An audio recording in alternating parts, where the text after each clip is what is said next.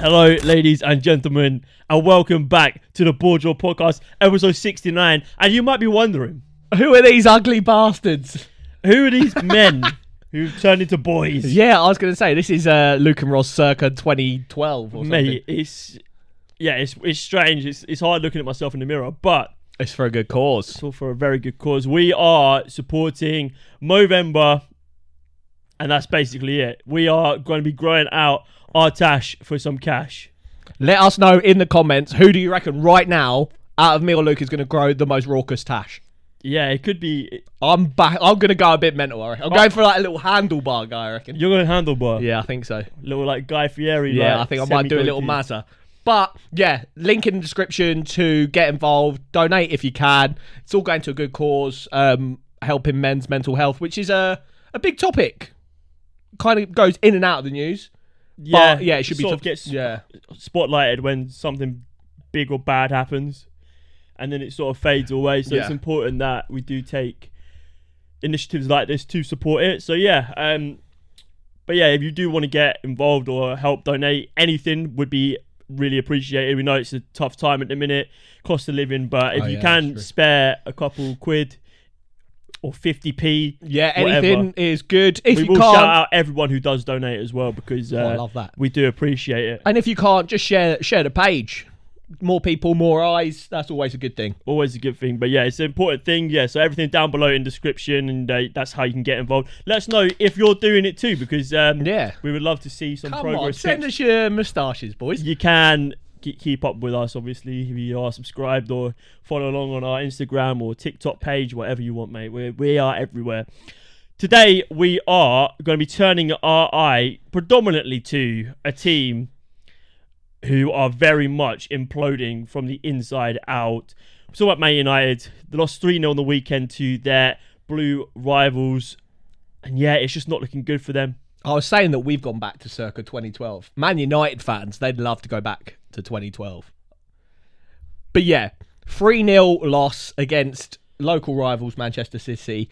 And honestly, 3-0 doesn't even do the game justice, because the game was levels. Like, Man United look so out of their depth. I can't remember in recent history a more one-sided Manchester derby than this one. Yeah, it was. Yeah, the scoreline sort of didn't reflect the. They could have had so many more goals. Yeah, Man United just offered nothing, absolutely nothing. And coming into the game, no one was expecting them to beat City, but City weren't on the best run of form. And you know, I mean, obviously Rodri being out for a part, that was part of it. But City were there for the taking if you sort of went at them a little bit. And last season, Man City were better. And Man United won the game 2-1. Yes, there was a dodgy decision with that Rashford goal that should have been offside. But Man United have history of going toe-to-toe with the best Man City teams when they look like massive underdogs. They play on the counter well, and they always seem to catch City cold sometimes. But this time, the first half, Ten Hag was like, oh yeah, we played okay. The game plan went to plan. And then the second half, he made some subs that didn't really work. We'll talk about the subs in a bit, but I didn't even think the first half was that good. Yeah, they had a few clear-cut chances. Højlund, I thought, was actually quite good. But it's just levels, and like, I don't know, there is a lot of injuries in that Man United team, and we'll go on to kind of talk deeper about the squad. But yeah, it was just a stark difference in terms of like just quality all over the pitch. Yeah, I think what we'll talk about in a minute, we're going to cut away to a nice little tier list of the Man United team, but there's a lack of quality in this Man United team. Massively. And it's really coming down on Ten Hag now, because he has had the opportunity to bring players in. He's made big decisions in sort of removing Ronaldo from the squad, Jadon Sancho as well, the way that he's been treated. Apparently after the game, he made the Man United team sit in the changing room in silence, listening to City celebrating. It's screaming of a man who's desperate for an idea. Yeah, and maybe he should just go back to Ajax where he knows his thing. Because they're in desperate need. Because they're in desperate need. But yeah, is it time for Ten Hag to go? You're quite a big give him time guy.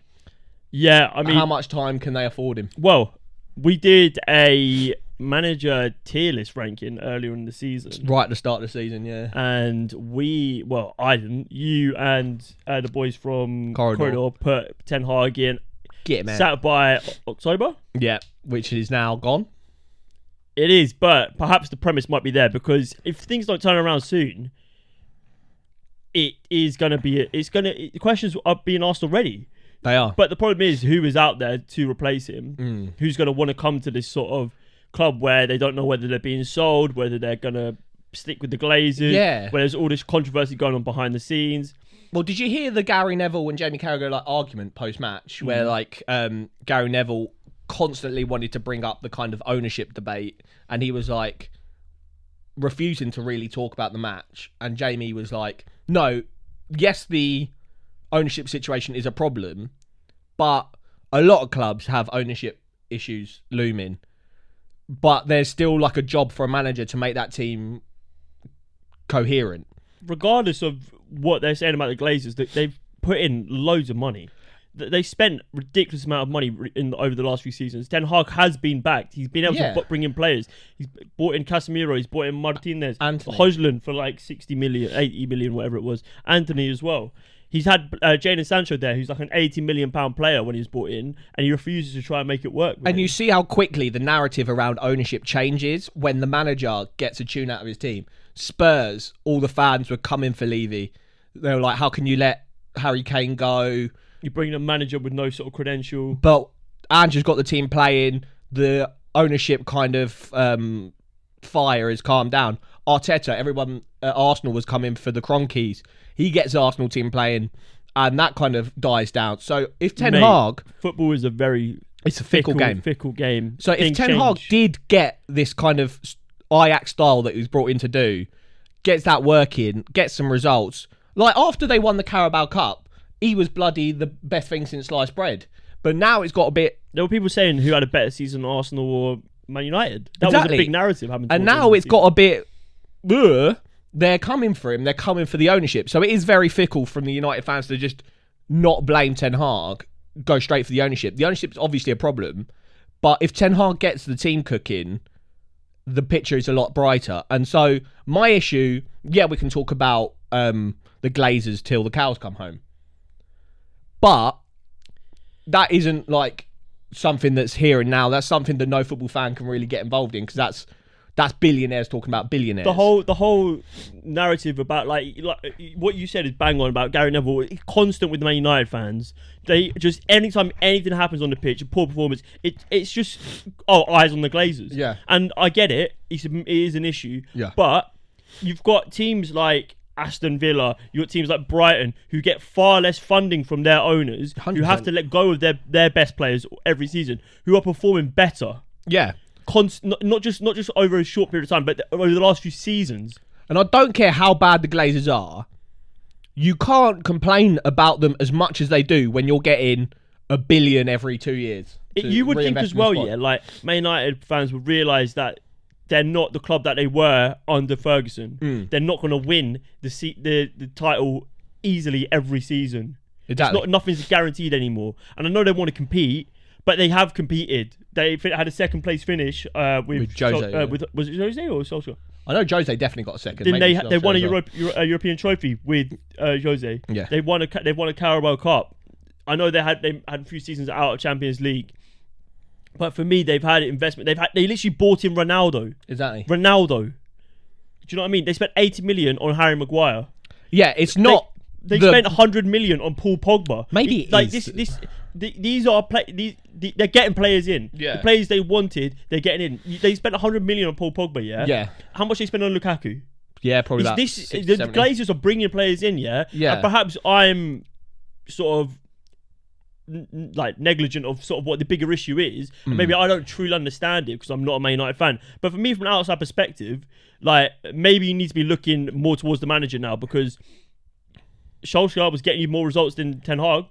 That's what I'm saying. You know what I mean? Like, I totally agree. I think there's like levels of issues, because I see a lot of United fans complaining about like, oh yeah, we get investment in the squad, but Old Trafford's falling apart. You saw Ronaldo come out and say that the training grounds like old is got like no modern kind of machinery or whatever. So I know that they're complaining about that, but that's got nothing to do with kind of on the pitch what Ten Hag is getting these guys to do.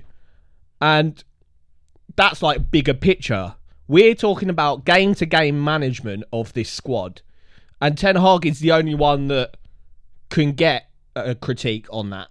Because he's the one that signed all the players since he's been here. Like, there's no doubt about it that, like, at Chelsea, the signings are made by, like, Todd Bowley, and then Mauricio Pochettino just got to deal with who's coming in. With Ten Hag, he's had final say on these signings because there's no chance that he got forced to sign Anthony. Anthony is a guy from the Eredivisie where he was. He played under him at Ajax. He wanted that guy. Same with Lisandro Martinez. Same with Malacia. Casemiro's the only one I'm kind of like, oh, maybe that was just like the big staple signing. Mason Mount, I saw that when Mason Mount was in the Eredivisie at Vitesse, or wherever he was, I think it was Vitesse, Ten Hag wanted him then, so that's why they signed Mason Mount. Højlund, apparently Ten Hag's agency is like manager of Højlund's manager or something. I don't know. He's getting his players in. So he's getting his players. So as much as there's bigger picture issues, Ten Hag also needs to come under fire when it's not working. One thing I want to say is that when I was sort of giving Ten Hag's grievances, I was saying, give me a little bit of time. Man United have been unlucky with injuries this season. Agreed. They lined up in the Manchester derby with Johnny Evans and Harry Maguire. Harry Maguire, to be fair to him, put in a very good performance the week before. Yeah. Yeah, him and Onana saved that game, didn't they? Yeah. And Onana was actually good this game. Onana's been looking better. We'll talk about him in a minute, but for me, that's what I was given. I was given the grievance that, they lost Luke Shaw. That's massive. They lost Aaron Wan-Bissaka. Diego Dallo, I thought, was all right. They lost Martinez. They lost Varane. They had Casemiro get a red card in the Champions League. They've had Mason Mount out for the beginning of the season. Højlund was out for the beginning of the season. They've had the whole thing with Anthony out as well. They have had issues. Yes. But they've spent however much money. They should have that depth to be able to fulfill a second team. Agreed. I saw, was it Don Robbie on DR Sports, I think, saying, is there any team in the league, maybe apart from Liverpool and City, who have a better number 2 striker than Arsenal with Eddie Nketiah? Because I look at Man United. People didn't want to talk about it. I look at Man United, and I say, if Højlund's injured, Rashford's not doing it. Rashford's too focused on... We can have a discussion about one Marcus Rashford in a minute. But apparently, I saw a Man United fan saying he only plays well when he's with his girlfriend. And then him and his girlfriend keep breaking up. And now he's too focused on Clarton models. Apparently he was out nightclubbing, which I don't care about. You can nightclub if you win or you lose. You put a performance in the... Yeah, but you got to put... But yeah, he just seems to go through purple patches. Anthony Martial, what's the point? Yeah. Why are they still paying his wages? I don't know. There's questions to be asked. It is what it is. Before we move on to we got a little keep or sell of the Man United squad. We're going to clear house. We're going to take some names. So stay tuned for that. But before we do that, I want to talk about right at the end of the game when Bruno Fernandes just ran around for 5 minutes trying to break ankles. And then Anthony came on, kicked out Doku, and then started throwing his toys out the pram when Doku squared up to him.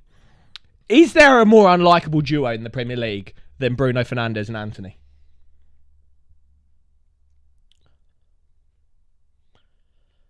There are some bad people in the Premier League. There is. There's a lot of dodgy people in the Premier League. But unlikable, yes. I think they are very much up there. Anthony, I think you've written here, Bruno and Anthony are petulant children. Petulant is the word. He come in off the bench, and there was a point earlier in the game where I think the camera panned to him on the bench, and one of the commentators was like, "Yeah, he doesn't look happy that he's not on the pitch." And I was like, well, fair enough, because he's a footballer, he probably wants to play. Yeah. But then he comes on the pitch and he gets done by Doku, and then he just swings his leg out. Mate, it's such an aggressive kick. I'm not being funny, but it's off the ball. There's no intent to play the ball. Why is that not a red card? I'll back it. If you just walked around the pitch, and just booted someone. And if Doku didn't square up to him after and they went head to head, I doubt he'd even get a yellow for that. Yeah, no, exactly. And it's ridiculous. It is ridiculous. You're like, I know you're frustrated, but you're at the end of the day, you're also a grown man. Yeah. Brother, stop dyeing your hair, yeah? And like focus. I'm sounding a bit like Graham Souness, aren't I? Yeah.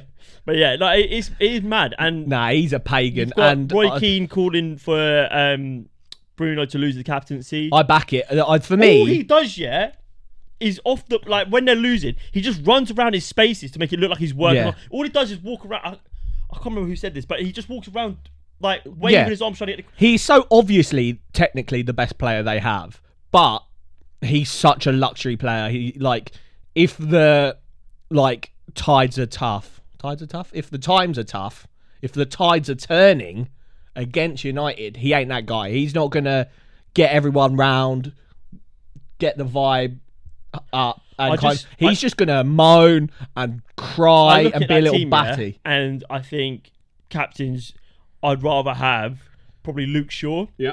I'd rather have Varane. Varane's a shout. Probably even rather have Martinez. Yeah. I'd rather have Casemiro. Yep. I'd rather have Scott McTominay. Yeah. I'd rather have even Marcus Rashford, probably. Yeah, there's a lot of people I'd have over him. Like, genuinely, he maybe needs to... I think he's just such a stalwart for that team. He's just such a shoo-in that he doesn't have to, like... He knows he's going to be the first name on that team sheet every game. Yeah. And they've got a similar problem with him now that they did with Harry Maguire, that because he's captain, they refuse to ever substitute him. When that game, he was doing nothing... You could sub him off and it wouldn't have been a problem, but because he's captain, you've got to leave him on. And obviously, he's very good. But on that game, he started out on the right wing. And that's a Ten Hag problem. I'm glad you brought that up. What are you doing? Ten Hag refuses to sub Rashford off when he's playing shit. And then when he does, he moves Bruno out onto the wings. He brought Hodgson off, who I thought there was their best outfield player before he ever considered taking off Marcus Rashford. So, yeah, I don't know.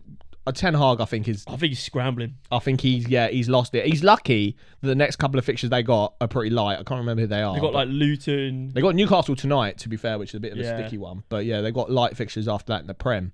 But yeah, he's a man that's scrambling, and I do worry for him. The problem is as well, he's not likeable enough as a manager or like a person to be able to carry himself on that. Like Ange, if he loses a few games in a row, he'll probably get away with it because Spurs fans know. But we're yet to see, like you say, you've been saying this all season as well. Man United are yet to dominate a game under Ten Hag.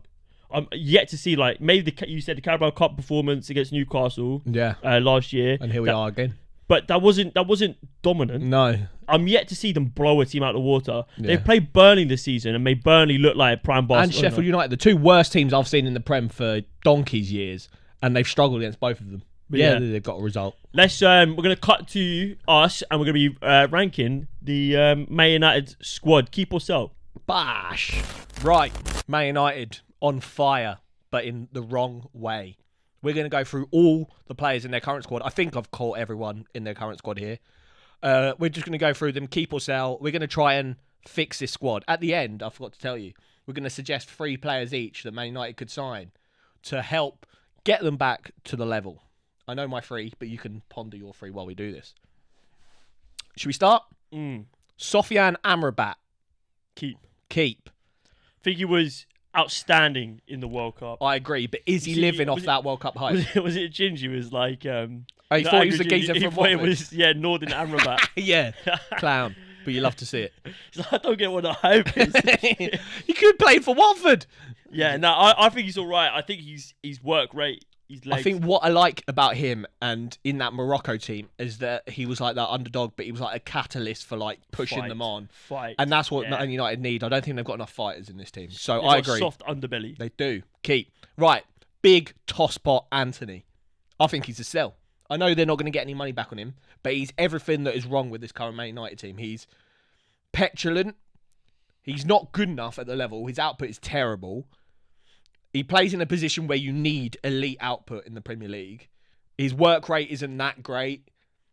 And he just reeks of he's always going to have this kind of price tag looming over him. I think it's just something they don't need. And one of my suggestions is a right wing player to replace him. Yeah, I think one of my suggestions is going to be a right wing player. So yeah, for me, I completely agree with you. I worry about their... Get out, you ugly bastard. their depth. But I don't think losing him is going to make any problem to that. No, Like, and we've got is what it someone is. later in. I think I've caught him. I bloody hope so. 'Cause I don't even know if I have. Palestri.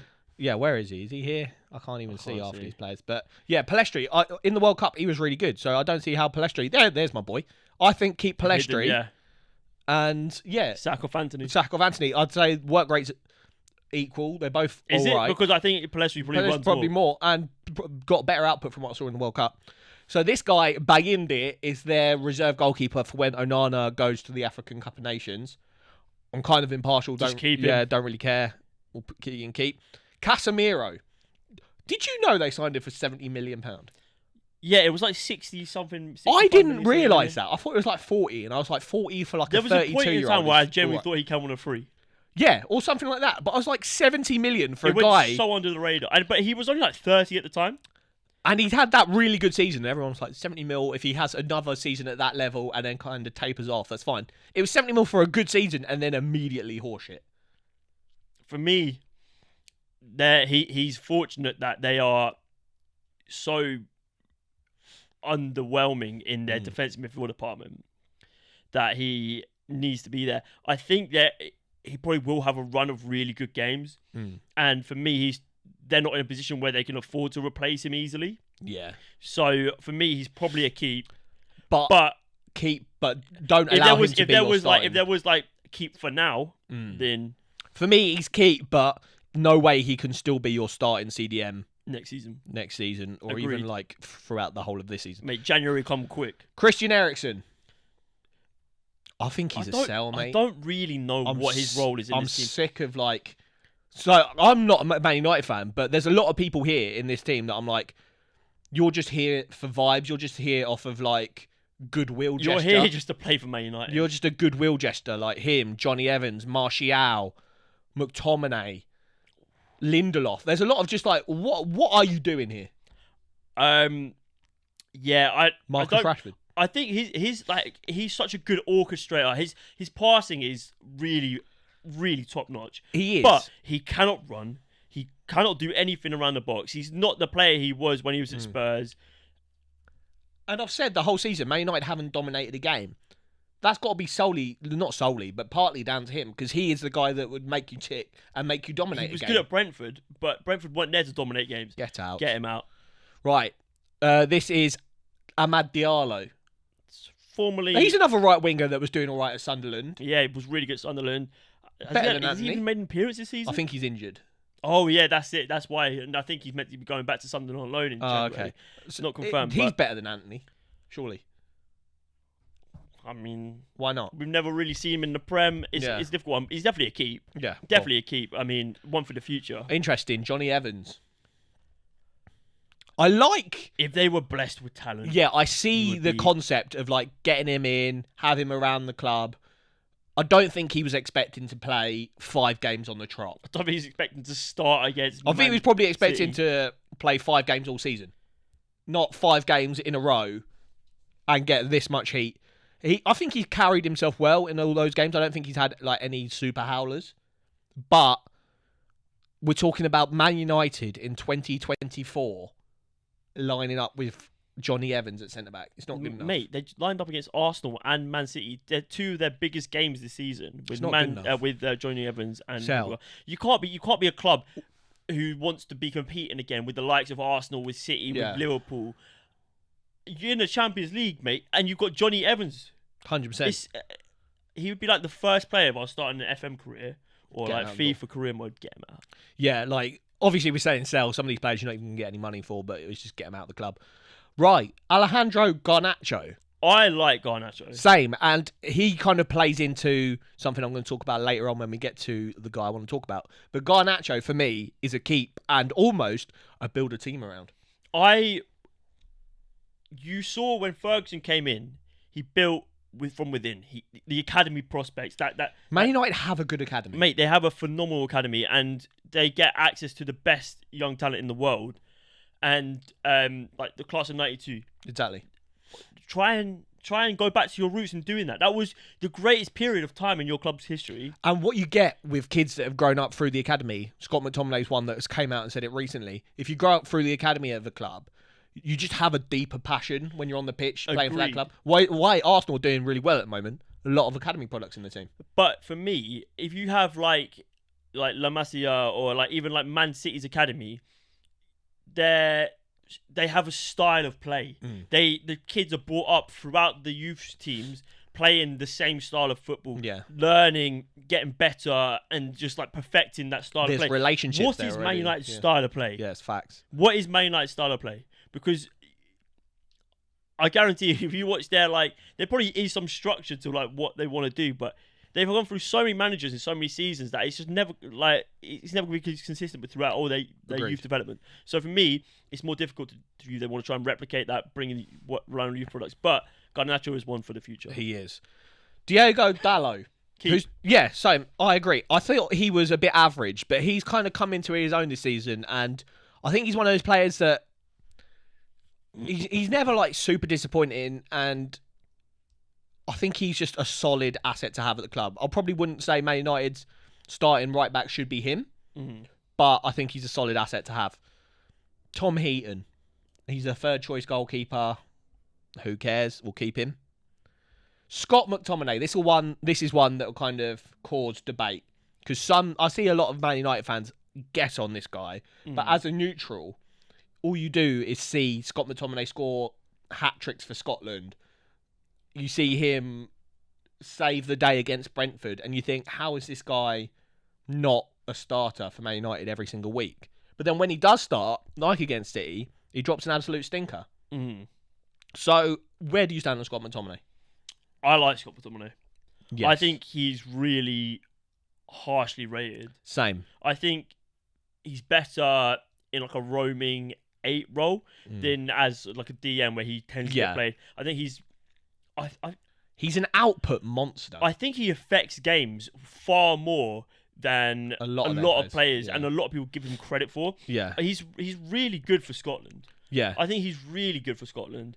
And it's because he's given more responsibility, but also more freedom to play in an attacking role. I think he needs to play further up the pitch. When you ask too much of him, to receive the ball from the defence, he's not that good. For me, you can't have him and Bruno on the pitch at the same time. No, I think he needs to play Bruno's role. And like in the Man City game, when he was higher up the pitch in the first half, I think he had 2 clear-cut chances that were very good.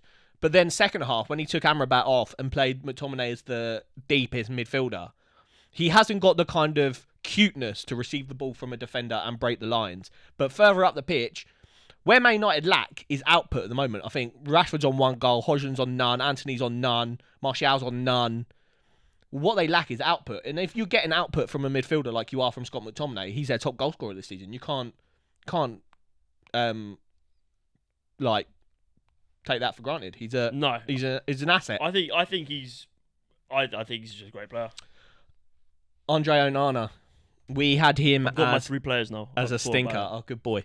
We had him as a stinker, but since we said that, which is common on the BoreDraw podcast, so once we dig someone out, they go on a great run of form. We've always sort of caveated this with he's had a really bad start to his career at Man United, but we've seen him be really good for Inter Milan. I think he was like 7th on the Ballon d'Or Ajax. or some shit. Yeah. But he's come into a team which is already imploding, and he's had, no offense, but Harry Maguire and Johnny Evans in front of him for long periods of time. I don't think he's the answer. No. I think that obviously Ten Hag brought him in to play just ridiculous passing football from the back. He's going to take the most outrageous risks. He's probably going to try rainbow flick someone in the coming weeks. I don't know. But for me, he's such a showreel keeper. He'll make standard saves look acrobatic as anything. Yeah, he makes the simple stuff look so hard. But for me, he's got to be a keeper. I don't know. They spent too much money on him already. I agree. And I think he just needs to tone it down a little bit. Focus on the basics. Because he does it. The step up from De Gea to him doesn't have to be massive in terms of how they play it from the back. They're not asking him to play cutting balls every single time through the forwards and find Rashford running to the channel. It's not going to happen. I think we're being too nice, but not to him specifically, but to the whole team. Sergio Reguilon. Obviously, Man United's left back conundrum left them. I don't think scrambling. He's that guy. You had Luke Shaw, who's yeah, we'll come on to talk about him, but I think you need better solidity back there. And for me, your fullbacks at Man United need to be defensively more sound than attacking. I know like a lot of attacking teams now, they have attacking fullbacks. Man United never really been built on that. They've had defensive solidity and then attacking output as an extra. Evra, Antonio Valencia, Gary Neville. You're defensively sound first and then you can attack after. All the Man United fullbacks, all I'm seeing is they're attackingly good but defensively shit. Apart from Aaron Wan-Bissaka, who's the perfect opposite. Bruno Fernandes, in my opinion, I think he's a sell. Yeah, but how much do you reckon he's worth? I see like an Inter Milan coming in for him and getting like, if they get like 50, 60 mil. Barcelona? I see him as a sell because he epitomises, in my opinion, everything that's wrong with Man United at the moment. Yeah, but the problem is you sell him, then who? He does it every season. His underlying numbers are great. And I know you're going to say, but they're just underlying numbers. I think he's still living off that hype of that first season. And you're saying, but who? I think if we sell him and rotate between McTominay and Mount, is that kind of him position? Let me cook. I like Bruno Fernandes. I think he's really good. I think he is really even Kevin De Bruyne said he's like the best creative midfielder in the Premier League. He needs to be in a team. That's why he's so good at Portugal, because there's a team around him that are also really good. That's when he came into the Man United team. I think they were second in the league at that point, and he was trying to push them onto the top of the league. There was a bit more cohesion. At a team that, not being funny, they're mid-table. He's not built for the kind of the heat, in my opinion. Yeah, for me, even though he's from Portugal, I am gonna say it's got to be a keep. I disagree. Right, Rasmus Højlund. Well, it's got to be a keep. For me, he's actually very good. I really like him. He, alongside Garnacho, for me, is someone that you could build that team around. Oh, mate, I've got my Are three. you going to let him cook? Come on. Raphael Varane. And my three are very reasonable as well. Yeah, so are mine. I made sure mine were reasonable. Raphael Varane. It's time to go. Come on, I thought you were going to say keep it. Sell him to Saudi for like 50 mil. Oh, so that's what you can do with Bruno Fernandes. The problem is, they are so light at centre-back. Not with one of my suggestions. Yeah, also not with one of mine. We might end up with the same suggestion. Probably. I've got two. All my suggestions were from Premier League. Mine, two are from Prem and one's outside. And two of them from the same team. No, mine are different. Okay. Right. But, yeah, I don't know. His legs are gone. Yeah, no, for me, his legs are gone. And, yeah. Tyrell Malacia. I haven't seen enough. I'd rather a bag of Tyrrell's crisps than Tyrell Malacia. I think he's a very average backup. So bang average. Like, but I don't think he's a sell. I think they didn't spend that much money on him, and he's not a player who's going to moan about sitting on the bench. I think he's fine backup. I'll let you have this one because I did Bruno. Victor Lindelof. This guy, the next three are all, in my opinion, just charity cases at this club. Victor Lindelof, I don't know how he's been at Man United for this long. Why has no one just come in to rescue this poor sod? What, as in, like, take him away? Yeah, he's good. No, I think he's shit. But, like, every time you see shit players just go to a random league and you're like, that's the end of that story. How has his story just been stuck at Man United for this long? They hate him. He obviously hates being there. Like, how is he still there? He's been there, like, 6-7 seasons. Don't know what you want me to say. Sell. Harry Maguire. Sell. Everybody wants him to... For the sake of his career. Yeah, everybody says that they want him to get better, but it's just not going to happen at Man United. And he can't play with his feet. He can't play football. Future Ballon d'Or winner, Anthony Martial. It's just... why is he still there? He's a waste of space, mate. Why is he still there? I always, like, slyly wanted to back him and be like, because you can tell he is a little bit techie, but I think he's one of those players where the love of the game is just gone. Yeah. And I think just may not have ruined him. Yeah, and that happens a lot. Lisandro Martinez, keep. But, in my opinion, you play him at left back. That's why I've got rid of a lot of left backs. I think he should be... Man United should implement a style like... Just join the trend of inverting fullbacks and get Lisandro to be an inverted fullback. I think let me cook. Let Roz cook, mate. I'm for keep, but I don't know about this left back shout. Mason Mount. Got to keep him. Well, they spent 60 million on him. If they get him playing, he's a player. Hannibal Mejri. I think he's all right. Yeah. He's a bit wild, though. Yeah, he's a little bit of like a... Do you know what we were saying about Pickford, where you're 3-0 down, but you're like banging and cheering? But he's one of those players who's a bit of a nonce. Actually, that's a bit rude. Jadon Sancho. He's like 19. Yeah, I know. Jadon Sancho. Sell. Yeah, you got to get rid of him. For the sake of his career. Yeah. I'm saying that about a lot of these players as well. Luke Shaw. Keep. I agree. Right. Here's the one I've been waiting to talk about. Marcus Rashford, in my opinion, is a sell. Sell him to PSG. Sell him to PSG. Sell him to I don't know where. But get this poor guy. You're expecting too much from him, and when the pressure is on, he's not there. He goes through purple patches. Purple patches are not good enough when you play for Man United. You need to be... We've got one of those players now at Arsenal. Declan Rice. You need to be a 7 or 8 out of 10 every single week. Marcus Rashford is a 4 out of 10 for 5 weeks, and then a 10 out of 10 for 1. Yeah. And it goes like that. And that's not good enough. Donny van de Beek, sell. How's he still there? Yep. Aaron Wan-Bissaka, I think he's very solid. I think he's all right. And could do worse. And if you get Lissandro Martinez doing that tuck in left, left back, he could play. He's a defensive maestro. And then Kobe Mainoo, I've seen a lot of Man United fans gas him up. Apparently, he's the next big thing. Keep him. You can't really sell him. I mean, yeah. All right, that's fair enough. I'm happy with that. Right, Bosh, give me your 3. I forgot about that. I've actually got 4. Oh nah. But my 4th one is probably a bit wild. So I've got a centre back, a centre mid, a right winger. I've got a centre back, a DM, okay, and a right winger. Right, centre backs first. Ezri Konsa. I've gone for Jackie Anderson from Crystal Palace. Yeah, he was actually one who I was thinking of. Okay, but I like both of those. I think both of those would go in and be good.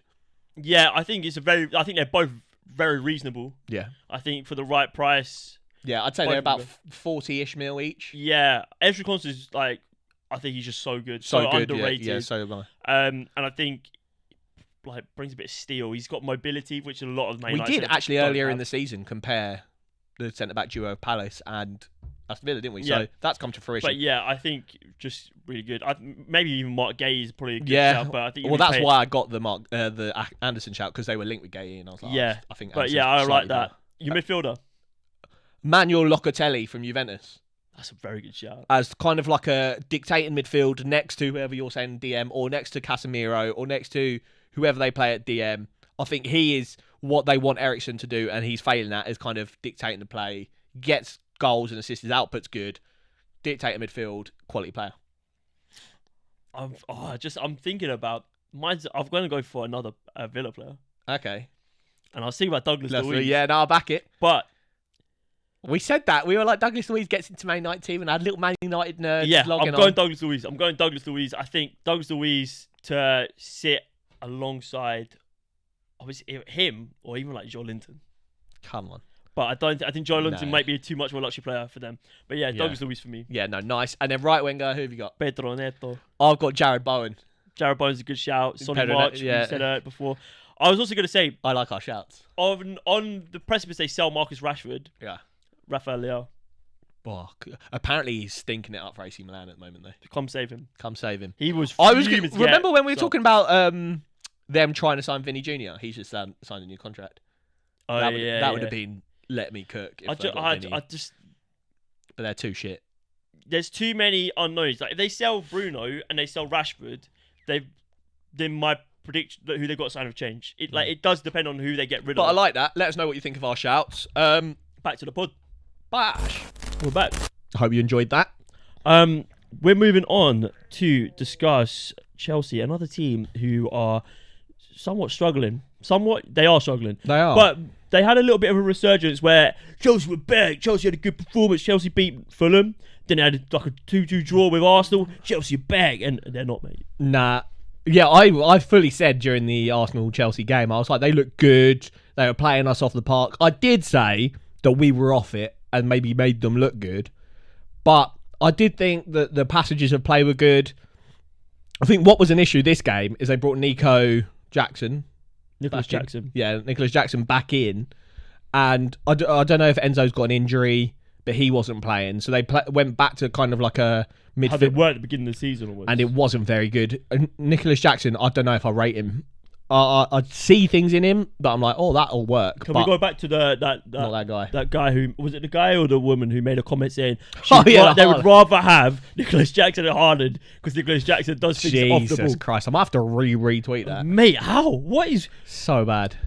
Honestly, yeah. But Twitter is just like an engagement farm now. Before you step on TV, before you step on YouTube, TikTok, Twitter, Instagram, before you step on any platform that will allow you to be heard, you must be verified in some sort of way, validated by some sort of footballing committee. Because coming out with shit like that, all you're doing is putting everyone's name in the bin.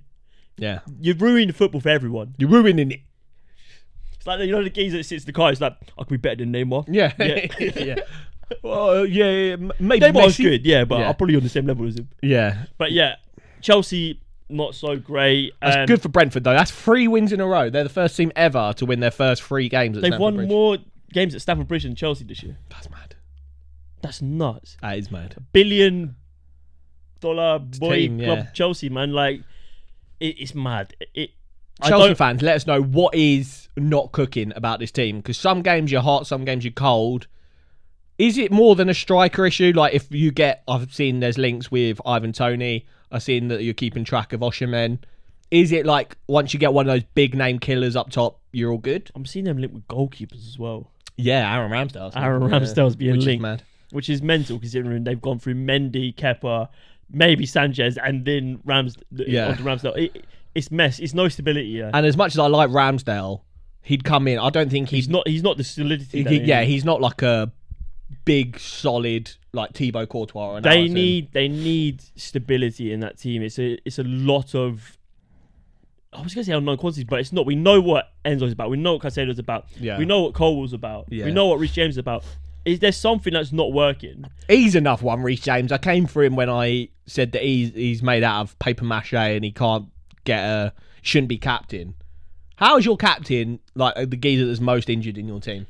But he is good when he's not injured. Yeah, but like I just wouldn't. I said this on Twitter. Let me know if right or wrong. If you're building a squad right now to challenge for the title, are you taking Ben White or Reece James? And you've got to take into account their injury record. Yeah, I mean, if you're literally just taking it as it is, then yeah, if you're taking, it's got to be Ben White. If it's like a one game, if you're talking 38 games and you can't get injured, Reece James, no doubt. Yeah, no, I'm talking about a season. Realistically, we live in the real world here. Exactly. We know Reece James is going to miss half those games. Yeah. Mate, I looked at how many games of football he's actually played. He's had I think he's made 14 England appearances for a generational right back. That's terrible. It's so bad. And, he's played 100 games. Yes, he is England's best right back. But, yeah, if you wanted one game to build a squad, you'd have Reece James in there. But, yeah, if you're challenging for a title over a whole season... He's not that guy. And I think Chelsea need to come to terms with the fact that he's not that guy. Should we sack off Chelsea? Mate, he's made 100 appearances for Chelsea since 2018. Mate, we are on the cusp of 2024. So, yeah, that's 7 seasons and teams average 50 games a season. Mate, I think Odegaard made 60 appearances for Arsenal last season. Yeah, so say if we do 50 times 7, that's 350. So he's not even doing not even a third. To be fair to him, he did spend the 2018-19 season on loan. But since 2019, that's not a lot of appearances. I'd say he's playing a third of games. That's not good enough. Not for your captain. No, not at all. So Chelsea, striker issue, is that a problem? Reece James, is that a problem? Do you know what Goalkeeper, is that a problem? I look at them and I just think they're soft. They're soft. There's no fight in that team. I did see an interview with John Terry say that there's no kind of leaders in that team anymore. Mate, the only leader that I really look at in their team is Thiago Silva. Yeah, agreed. I look, and when your only leader is a guy that's 39 years old, yeah, he's quality, but come on. But you can't rely on that. Nah. When you spent £1 billion. Exactly. You've got a midfield pivot, of Caicedo and Enzo, who are two of the most elite midfielders, not just in the Premier League, in the world. How are you not making that work? How are you playing Conor Gallagher and Cole Palmer as you're stuck in this box midfield? It doesn't make sense. Make it make sense. Yeah. I know it probably would. It will look so much better when Nkunku's back. Yeah, that's true. But you can't rest on your laurels with that. They brought in players to replace him after he got injured. Yeah, is it kind of a case of just waiting out the injuries? They've got Wesley Fofana when he comes back, is he going to solve some No, issues? but like you talk about waiting out for the injuries, but they've spent enough money that they should be able to compete with Brentford. Yes, facts. Yeah, fuck waiting. You should be competing with Brentford. Brentford have stunk it up at the beginning of the season. Where are they? Yeah? Chelsea. They're like And then- 11th in this league, 12th. Mate, That's so bad. Brentford were like out of winning 5 or something. Yeah. But they went to their old stomping grounds and absolutely battered Chelsea. So yeah, I don't know. Brentford, I think, could be all right this season. Yeah, I think they look think good. Every team in the Premier League who's looking down are very fortunate that the 3 promoted teams are probably the weakest 3 promoted teams for a long time. Should we move on to that? We're going to do a little relegation discussion because there was a relegation 6-pointer last weekend when Bournemouth. The team who we had given a lot of props to. I might have actually had them top half in my predictions in Bournemouth, but they actually got their first win of the season. That's how bad it's been. 2-1 win against Burnley. It was a tight game. Burnley scored in the 95th minute to equalise. Did you bring Solanke into your fantasy team? That's nuts. My fantasy's been so bad this year. Like, bad. But I care more about the pod and growing moustaches than I do fantasy. Moustaches, man. But, yeah, Burnley scored in like the 95th minute to equalise, but it got ruled out with VAR. So that was lucky for Bournemouth. 2-1 win. First win under Iraola in the Premier League. Yeah, a manager who was under a little bit of heat. He was given a lot of leeway at the beginning of the season. I think, they're 9 games without a win. Yeah, and I think this game, the owners from America came to watch. So, you know, when the American owners come over, they're shitting themselves. They're, like, ready to pull the trigger. The problem is, So, a good result was needed. It's only against Burnley, though. It is only against Burnley. Who are probably... I actually don't know if they're better than Luton. No, neither do I. I think Luton are the best of the promoted 3. I think they've got the best manager. Yeah, agreed. They've got the best manager. Burnley probably the best squad. Yeah. But I've seen a lot of people calling for Burnley to go back to their championship squad. Okay. Drop a lot of the players that they brought in. Will Company make it to Christmas? Yeah, I don't know, mate. I don't know. Bournemouth, I think, now that they're getting some players back from injury, some players back in form. Alex Scott. And I think, I could be wrong, did they have one of the hardest fixture runs They had to start a really the league? difficult run. So maybe now they can get a couple of victories back to back, get the kind of morale up. Yeah, Alex Scott, he's so good. And Dom Solanke is his debut was a little bit rusty, but he was out for quite a long time with injury. Dom Solanke's really good. They brought in some really good names as well. Justin Kluivert, that's another big Tyler name. Adams, who's injured, but that's a good addition. Sinistera. Yeah, I think Bournemouth will be fine. Should we talk about the relegation battle as a whole? I've got the bottom 6 here, from 15th to 20th. Let's work our way down. So Everton. Everton on 10 points. Bro, did you see their stadium? Oh, mate? it's like, the seats are it's literally vertical. Mate, what? Scary. Wait, if you score a last minute winner, you're not. Do you see the clip where it's like horrendous. when Everton score a last minute winner? It's like Hell in a Cell. Yeah. Someone jumping off Hell in a Cell. Mate, it's so funny. Vertical. It's scary. Like you can't have old people up the top, Which there, is they're like not a going to make it to the polar top. opposite to their old stadium, where it's like anywhere you sat, you just blocked off by by a pillar. big Yeah, bald head. But yeah, they're doing well, mate. Dyche has got them playing a little bit of ball. They get them and Nottingham Forest are on 10 points, 15th and 16th. How do you feel about those two? Are they going to get sucked in? I've included them in the this little screenshot of the bottom relegation battle. But are they a little bit clear? I think Forest were something like 3 points better off this season than last season. And Steve Cooper said he's much happier with his squad this season. Yeah, and I would be as well. Last season, there was calls to get rid of Stephen Cooper when the vibe wasn't great. So this season, I don't know. Their squad is much better this season as well. And their run of form is 4 draws and 2 losses. So that's not awful. They're hard to beat. They're not losing a lot of games. Yeah, like all these teams here, I'm seeing a lot of red. But there's only 2 reds in the last 6, which is and hard to beat. Yeah, their goal difference is -5, whereas you go down to Bournemouth -13. We're talking double digits. Luton -11, Burnley -17, Sheffield United -22. So we say in the Everton and Nottingham Forest currently, as we see it, are probably not super in the relegation battle. I wouldn't get too ahead of themselves, but it can all go so wrong when, especially when you look down and teams below you pick up a couple points. Yeah, back to back weekends, and you're not picking up anything, then you can get a little bit. Ooh. But I think Everton, Dyche is just doing what he does. Like, Everton are hard to beat, but they're playing actually decent football. Doucouré's playing well. Calvert-Lewin's back in the fold. Yeah, they've got a couple of good results, which have caught me off guard. But they beat West Ham 1-0 on the weekend, which is another good result. I didn't see that coming. No, neither did I. But Forest as well. Like we said, it's a much better squad they had last season. I think they're more difficult to beat this season, which is what their record suggests. Yeah. I would have hoped maybe that they'd be pushing on a little bit further than they are at the minute. Yeah, that's true. I would like to see Awani started off the season quite hot and he's sort of faltered off a little bit. Yeah. Morgan Gibbs-White, I haven't really seen Similar, the level of performance that we saw last season. A player who really excited me was Alanga. I think he's come in and done well. Yeah, I think he's injured Sangare at is the a really moment. good player as well. Yeah. So for me, the team that out of like that bottom six I wouldn't want to play. Maybe Everton and Forest pretty much an even kill, and that's what the table suggests. Yeah. Bournemouth, I think they'll be okay. I think if they will beat Luton, Burnley, Sheffield United in terms of picking up points throughout the season. Yeah. They will pick up points where these other teams won't. Yeah. And I think they'll be proven right to stick with Iraola.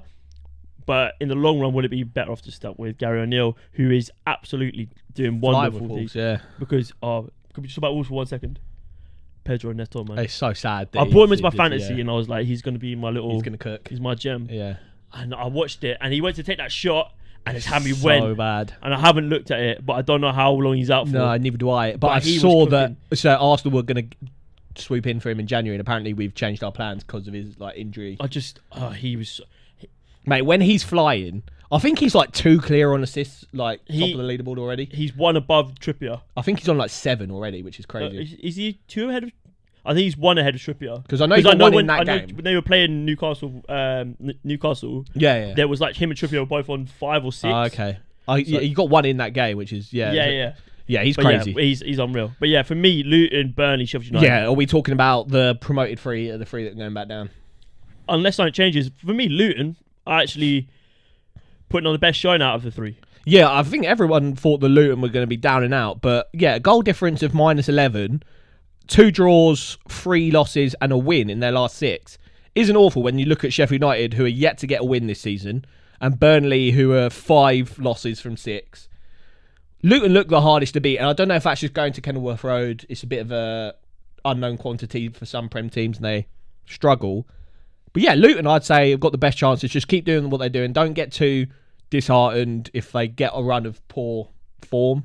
You've got to kind of take that on the chin. That is who you are as a club. You're kind of out of your depth a little bit, but you're doing well. Burnley and Sheffield United, a discussion needs to be had because these 2 teams are in trouble. I've seen Sheffield United tweets saying that they're going to break the Derby record. That would be hilarious. That's I'm waiting. bad. I want to see some big things this season. So yeah, if you want to break that record, do it. That'd be great. I agree. Right. I hope you enjoyed. I hope you like our bare faces. It's so weird. It is so weird. Keep looking at these people staring back at me and I'm like, who are they? It's grim. It is disgusting. But guys, if you do want to get involved and support our Movember campaign, a little bit of cash for tash. Tash for cash. Tash for gash. Oh, no. Not that one. No, Tash for cash. Then yeah, everything you need to donate or just get involved will be down below. If you don't have facilities to donate, if you want to share, it's greatly appreciated as well. Yeah. Eyes on the prize, spread the word. Everyone's getting involved. It's a good thing to be a part of, and we're very, very excited to be supporting it. And you're going to see some extremely hilarious results come. Yeah, so keep up to date with us. Make sure you do subscribe. The numbers are flowing. 10k by Christmas. 10k by Christmas. Come on. But yeah, guys, thank you very much for watching. This has been BoreDraw, episode number 69. And it's live. Do you know in 4 Lions where that guy was like, how did you buy all these bleach? And he's like, that's me. When I was logging into work this morning, everyone was like team meeting. I was like, you got to wear this. And it's live.